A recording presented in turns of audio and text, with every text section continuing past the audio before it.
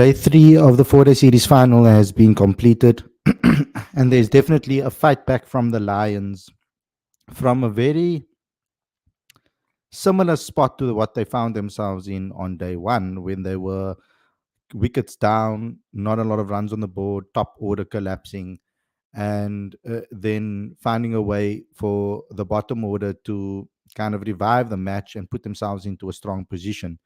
We found ourselves in a similar position on day 3. Western Province also getting them down to 6 wickets down with not a lot of runs on the board. And then the bottom order again performing well, getting runs on the board, and making it difficult for Western Province to bowl them out. And the Lions are definitely fighting back and making a match out of this particular test match. Yes, I did say test match because, it is the 4-day series final, but the final is a test match, a 5-match game. So the match is really starting to liven up and equal out a bit, I think. I think that if the Lions get past 200, the chase is going to be quite difficult, especially on a worn-out Wanderers pitch. So there is a lot to still to play for in this particular match. Obviously, a trophy, but there is a game that is unfolding over here. At a certain point in the match, you would probably have thought that this is going to be quite a walkover for Western Province, but the Lions are fighting back beautifully. And it's obviously because of two particular men in their batting lineup that this situation has presented itself for us as fans. So on today's show, we're going to be talking about day 3 of the 4-day series final between Western Province and the Lions, what has taken place, how the match has unfolded, and why we are in the situation that we're currently in. I tried to do my bit of good in the cricket world by covering this, and I've been focusing on the match on all my daily shows because I feel that 4-day cricket needs some attention, and I feel that our domestic players deserve some attention, and for us to be able to analyze them and analyze this game just like we do for international cricket. We normally only do reviews and previews for international cricket, but for a final like this, I thought that it was important that we do so, especially because I'm a big red ball cricket fan, and I like the longer formats of the game. So we're going to be covering day 3 and what took place on day 3. It is a very mouth-watering clash that is unfolding. We still got 2 days left of this match. It could be wrapped up tomorrow, dependable on how well Western Province bowl in the morning session, or it could go into day 5, dependable on how much runs the Lions score. So the game is kind of in the Lions' hands at the moment, and they will determine where this game will go. So let's get into today's review and let's discuss what took place in this match. But before we get going, before we get started, please subscribe if you're new and click that notification bell for all future videos. And also share this channel with as many South African cricket fans that you know. We are trying to get to 5,000 subscribers and we're not far off. So please help us get to that as quickly as possible. Please also download the latest issue of Cricket Fanatics magazine monthly and subscribe. It's 100% free, straight to your inbox every month. You'll get every single issue straight to your inbox as soon as we launch it. It isn't at the moment at a regular time because I'm trying to bring out the magazines at specific times so that we can cover things that are important within that month. And I think this 4-day series final is important, and I don't want to bring this out before this match has ended. So I'm going to be completing this one a little bit later. We might combine the 2 months and give you guys a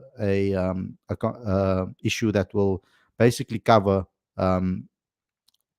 majority of the next 2 months. We're still deciding on what we're going to do with that because it needs to be a strategic thought process when it comes to this and whatever unfolds. So please go and download that as well. And if you guys know of any businesses, or you have a business that is in the cricket space, or you're an entrepreneur, or you have a startup, we have an amazing thing for you that we've created. It's called the Cricket Fanatics Magazine Business Corner, where we are educating many people in business sphere within the cricket space on how they can use marketing and marketing systems to grow their business. So we've set up a landing page for you guys to read through to understand the strategy that we are trying to implement, and to understand the system that we're trying to implement. And we've provided you with a link on the screen as well as in the description right now for you guys to go follow us there. You can set up a call with us and we can first see if we are fit for each other, if we can actually help you. And that's a free consultation. You don't have to pay for it. You'll also get a lot of advice in that call. You'll learn a lot about the marketing space by just talking to us, and you can go ahead and decide if you want to do the things on your own, or you want to actually utilize us, because I think it's the smartest move to utilize us. Of course, I'm going to say that because we've already built a cricket platform for businesses to market to. So please go ahead and check this out and send this to all friends and family or colleagues that you know that have a business in the cricket space. The link is on the screen as well as in the description. So without further ado, let's get straight into today's video. Looking forward to discussing this with you guys.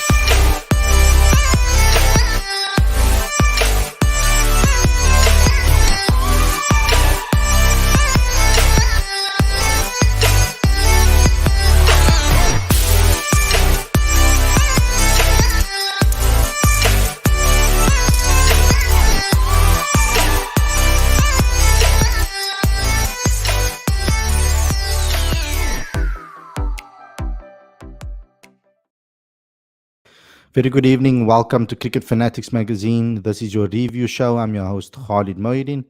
This is the show where we talk about everything that has to do with the 4-day series final, and this is day 3 of the 4-day series final. It's a 5-day match, obviously, between Western Province and the Lions at the Wanderers Stadium. And so far, the match has been quite up and down. It's like a seesaw, a roller coaster ride for both sides. A real true test of endurance and concentration and patience that is on display over here. So what took place on day 3? In 27 overs bowled in the first session on day 3, there were 86 runs scored. And it was night watchman MOREKI who brought up his highest score in first-class cricket to become the third player this season to take 5 for and score a half-century in the same match. The other two players that have done that this season is Swanepoel and Michael Pretorius. So he's up there with some of the best all-rounders, you could say, in the tournament of the year, MOREKI. I mean, his highest score in a match, and getting his first ever fifer in his career. So well done to him for the fight back that he's showing and the resilience that he's shown. It really looks like the New Zealand tour has given him a extra boost in his confidence and ability. It seems like he's come back and learned from that situation, and I think that is a positive from a South African point of view, but it's also positive for the Lions because this guy looked like the more senior batter in the lineup over here. We thought that with Zubair Hamza coming into the start of the day with MOREKI, that he would take the authority between the two batters, but he lost his wicket in the first session. He tried a pull shot and he tickled the ball that was going down leg to the keeper and contributed 17 runs in that. But he looked very disappointed and very upset with the umpires because it didn't necessarily look like he nicked it from his perspective. The umpire thought that he did, the players thought that he did, but he didn't think that he touched it. And we don't have the best of replays to be able to really assess to see if he did.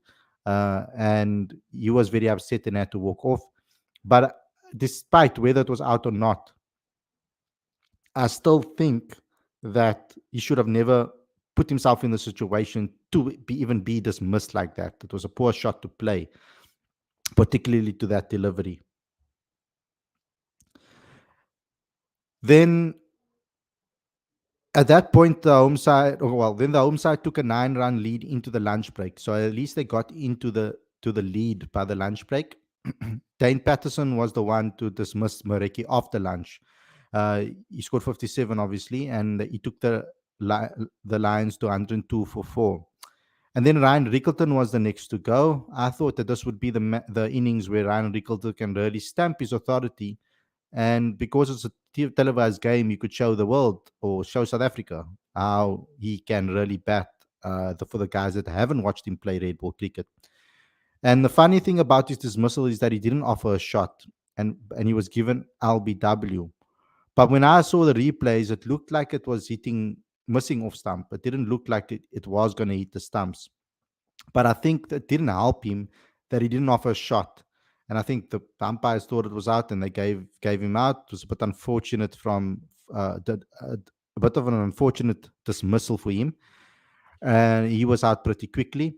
And then the next delivery is what changed the game in Western Province favor. It changed the momentum completely because Mulder was strangled down the leg side and gloved the ball to the keeper. And uh, Nabe was going off like a madman. He took both wickets and then he was on a hat trick. He was very good in that period, Nabe, and reduced the lines to 113 for 6. And at that point, the Western Province were in the driving seat. You would say that they had all the cards that they needed to have to play a flush. And they found themselves again struggling to dismiss the bottom order. And the wicket for me that I thought would really put the nail in the coffin was Temba Bavuma's wicket. Bjorn Hendricks was carrying a hamstring niggle and was used very sparingly throughout this match, but he got the crucial wicket of Temba Bavuma. He was really starting to find his feet, actually. Bavuma, he looked really good at the crease. He was playing some good shots. His leaves were good. His defense was solid. But he found a faint edge to the keeper and was out for 45. And then the Lions were 159 for 7 with only a lead of 72 at that stage. And you thought that the wickets after that would tumble. Verreynne also took his 8th catch behind the stumps, the most by any team in any match so far. And he was brilliant behind the stumps, bar the dropped catch that he had. I think that overall he's been having a really good game behind the stumps. But this game again turned on its head after tea when Delano Potgieter and Bjorn Fortuin batted superbly to take the Lions into the lead of 158. And then they had a break with drinks. And normally they say once you have a little break, shortly after that, how you recover after that break is important. And normally wickets fall in that period, and it did. Patterson dismissed for 10 for 42 with a beautiful delivery. It moved off a length of the seam and it hit the top of off stump. It was a brilliant ball, and the Lions were then at 245 for 8, and obviously with a lead of 158. But then Potgieter just continued his fantastic innings. He continuously put pressure on the Western Province team, kept the pressure on, kept the fight in him, and he ended up with 89 by the end of the day's play. Western Province struggled to even bowl out Cody Yusuf, who also wagged his tail in the previous innings. So he has a very important role to play tomorrow with Delano Potgieter if they want to really get themselves into a commanding lead. And also shorten the amount of time that Western Province will have to chase it. That's going to be the main key, I think, in this match, is how long can the Lions bat for to make that chase difficult for Western Province. Because the more time they eat up, the harder it will be for Western Province to chase. And the more that the pitch deteriorates, the more someone like Bjorn Fortuin comes into play and can make it very difficult for Western Province at that stage. But the Lions ended the day on 282 for 8, and they had a lead of 195. So they are now starting to really frustrate Western Province. The new ball has been taken. So tomorrow morning, first session is going to be absolutely key for this team, because they're going to need to take quick wickets. And then if they can take 2 wickets in the first hour, then I would say Western Province should have this game in the bag and have their second trophy.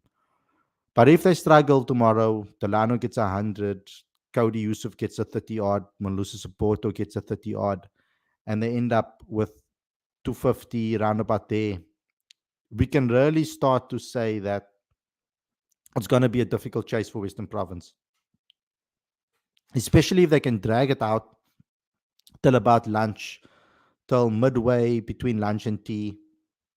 It will really start to put the pressure on Western Province, especially if the Lions can strike. And the way Tsepo Moreki is bowling, in this innings, in this match, anything can happen. You knock over a couple of the Western Province top order, and they are in trouble because those are the guys that have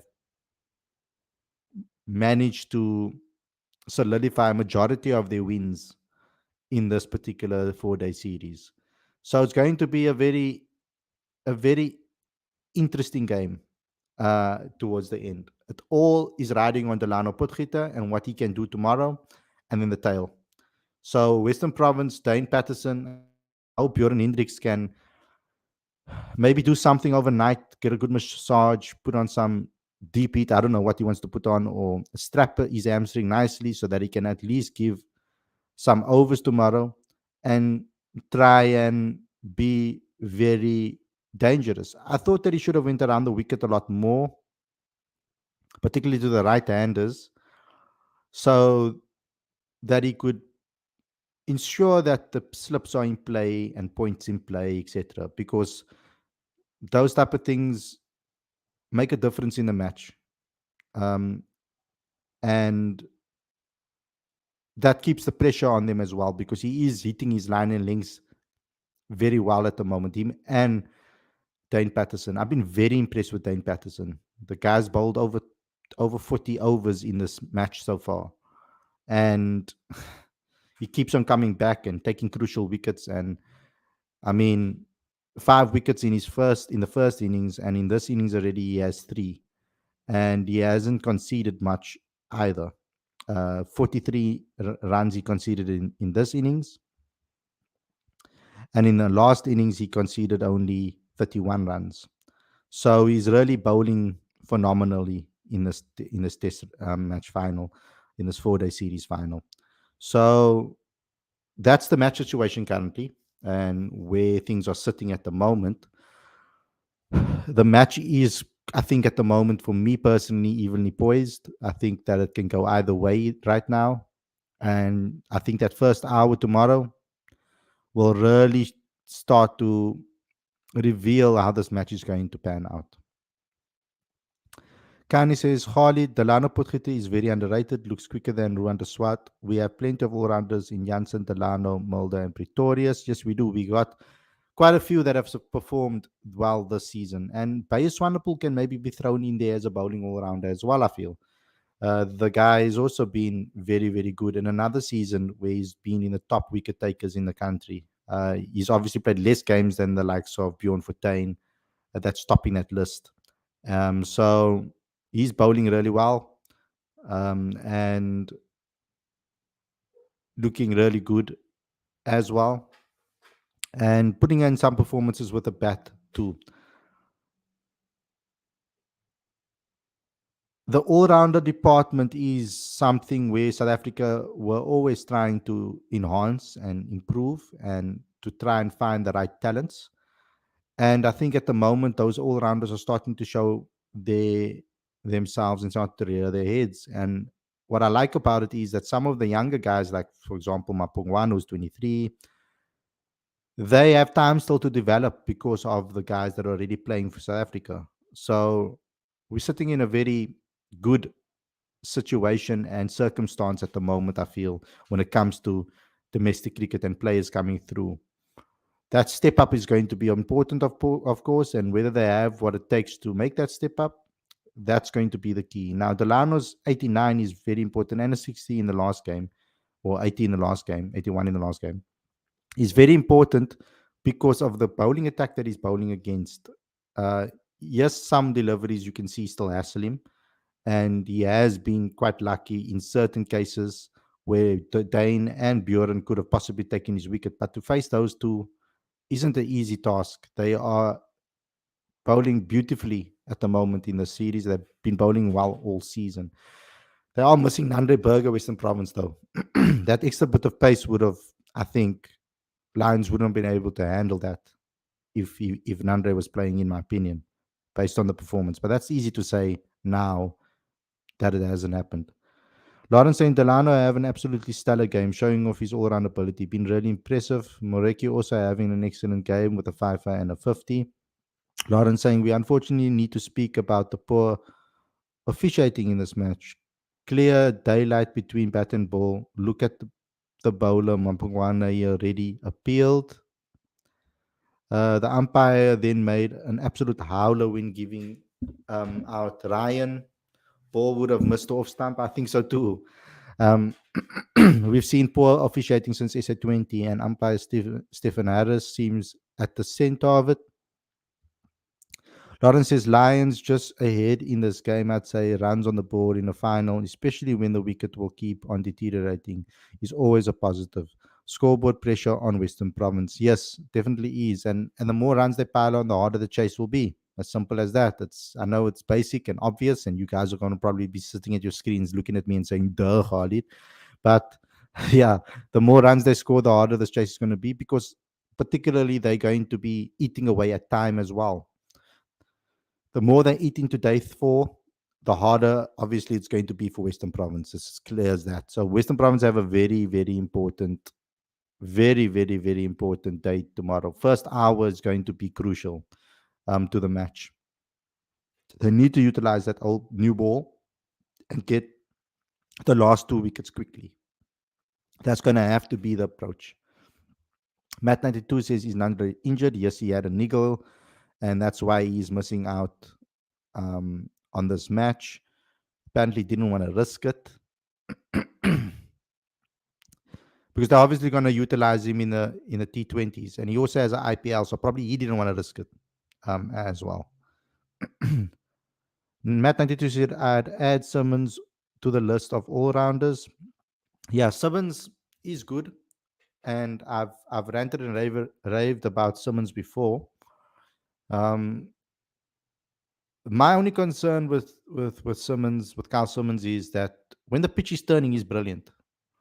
But when it's not turning too much and there's not a lot of spin in the wicket, he does struggle. And that should be the case with most spinners. But the spinners that, like, for example, Keshav Maharaj and Simon Harmer, who play for the Proteas, they both have this amazing ability to be able to. They both have an amazing ability to be able to find perches in a wicket and put pressure on, even on wickets where it isn't turning much. So that's something that Simmons needs to try and find in his game. That will take him to the whole next level. Nokia is back for Warriors in the CSA T20 Challenge, Skani. Any other announcements, the squads for the CSA T20 Challenge? I haven't looked. We normally get press releases, but I don't know why they've been so slow. Um, the press releases have been quite slow regarding this. I thought that it would be coming out already this week, but clearly it's not. It's coming out next week only, probably, the teams. I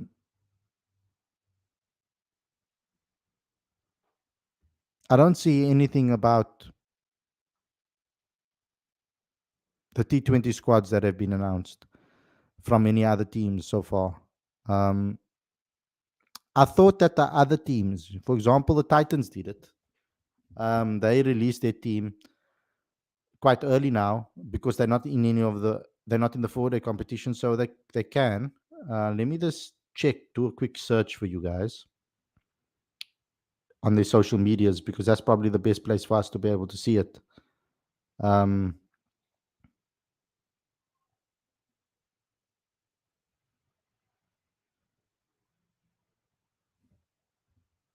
on now, connected to the wrong Wi-Fi here.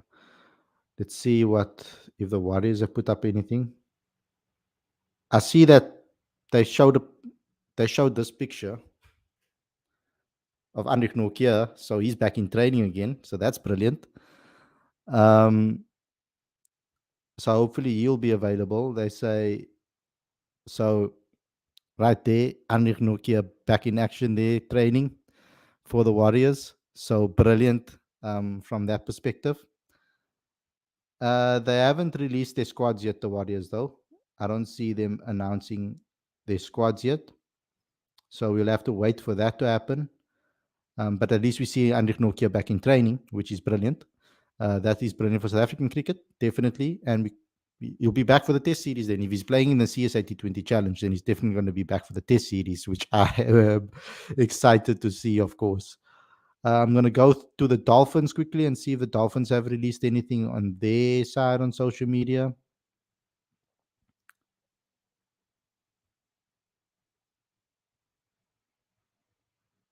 Maharaj to lead Hollywood Bets Dolphins. That's all it says. Um, will lead the Dolphins in the T20 Challenge. Okay, here we go. Maharaj is here's the Dolphins' team. They've got Maharaj as captain, Rullerson, Parsons, Bosch, Zondo, Ackerman, Smuts, Porteous, Smith, Pichlekwayo, Samalani, Subrayan, Bartman, Ele, Tapavanon, Loose, Modimokwani, Titoli, and Irvia. So that's the T20 squad. Doesn't look that menacing, really, to be honest. So David Miller not playing there, which is interesting. Um, who else would be playing for the Dolphins from the provincial side? I mean, from the international side. Just David Miller not there, which is interesting. So he won't be playing. That is the Dolphins side. Uh, I should maybe put that up on the site soon. Northwest Dragons. Let's check if they've released anything. Nope.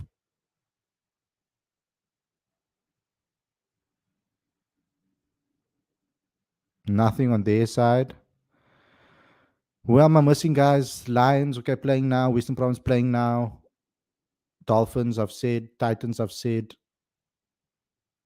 Inland.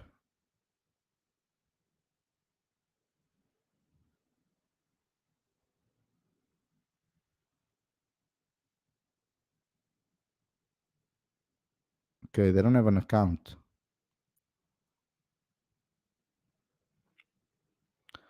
So I can't check them. Northwest, I've checked. Am I missing a team, guys? No, I think that's all of them. Okay, cool. So that's that. So that's the only other team that has been released is the Dolphins team. Funny that it is those two teams that have already released their teams for the T20 Challenge. I'm a bit surprised about the Dolphins team. I don't know who else they could have picked, to be honest, to be fair. But yeah, it is what it is, eh? That's the steam for that match. Where am I now? Where am I now? Lawrence saying, I personally don't want to see a Simon Armour in the next test squad. This guy's missed half of our domestic season already, bar the SA20, so clearly just made himself available for SA20. Move on. Yeah, I was just mentioning his name to make a point. Really missing the Proteas play international cricket. Wish we had games right now. We all do. This channel needs it. The Warriors played an inter-squad game yesterday and Nokia bowled a few overs. Brilliant. So that's great to see that he's back in action. It's crazy that the Dolphins released their squad, right? But they don't post it on their website. Strange. You go to their site that says home of the champions because they won quite a few trophies actually in the last couple of years, to be honest. They are quite a dominant force at the moment in South African cricket, to be fair. Yeah, but they haven't put their squad on their site yet. Matt 92, Simon still the number 2 spinner for me. Him and Maharaj should play the Bangladesh tour. I want to see Brian now get into the mix. Glenray says, I think Harmer may have been told that he is not in the coach's future test plans. Kani says, Lawrence, we don't have a good off spin apart from Harmer. Harmer is needed in subcontinent tours. So Brian is not at that level of Harmer. Dane Pitt, guys. He had a good New Zealand tour. Perhaps you'll see a return for Dane Pitt. Lawrence Bailey, Simon doesn't even play domestically, Lafala. No thanks. For those who say we don't have a good off spinner, don't know about Brennan Zubrain. Guy's been excellent on the domestic scene for years now, quality off spinner, and is someone that should get an opportunity. The guy's been very good at the domestic level for a while now, and maybe he needs a SAA tour to get another SAA tour to maybe show his capabilities again. But um, yeah, he's a good off spinner. Bowls very well, obviously, in spinning conditions. So for subcontinent tours, definitely. And if you pick someone like Bjorn Fortuin, it's too similar to like someone like Keshav Maharaj. So you don't want to have two of the same kind of in your team. Clearly, saying CSA T20 clashes with IPL, so players like Miller won't be involved. No, players will be involved for the first half of it. I know it clashes with the IPL for the second half of the tournament, but the beginning half of it, Aiden Markram, for example, is in the Titans team. Heinrich Klaassen is in the Titans team. So I know it clashes, but they could have played the first couple of games, for the teams. It's highly important that South Africa players play in our domestic circuit because it gives other players, younger players, a good chance to learn from them, and also it strengthens the competition, and players can learn from playing against them. So there's no need for the IPL guys not to play in the CSA T20 Challenge. So that is not the reason why Muller's not playing, I don't think. Either that or we picked up a niggle, but Miller's not in the Dolphins squad for some reason. So uh, that is a shock for me. I must say that is a shock for me. I really thought that he would be in the Dolphins squad. Let's see if they have released it. They haven't sent us anything. I normally get Dolphins' press releases as well. No, they haven't sent anything through. So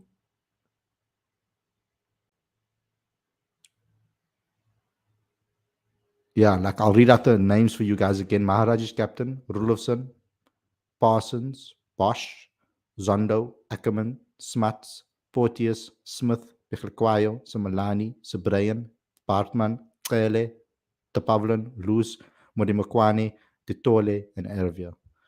So no, David Miller. Unfortunate because he would have been great for this tournament and for fans to come and watch him in the stadiums too. Is Jean Duplessis playing for Paul now?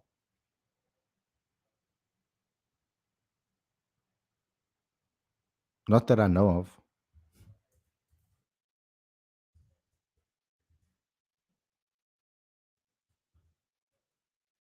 He used to play for SWD.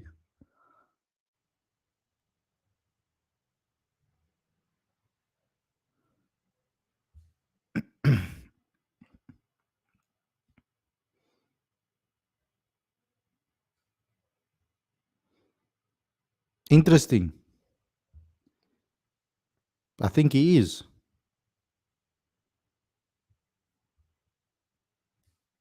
I think he is. That's interesting. Played in the last game against the Lions.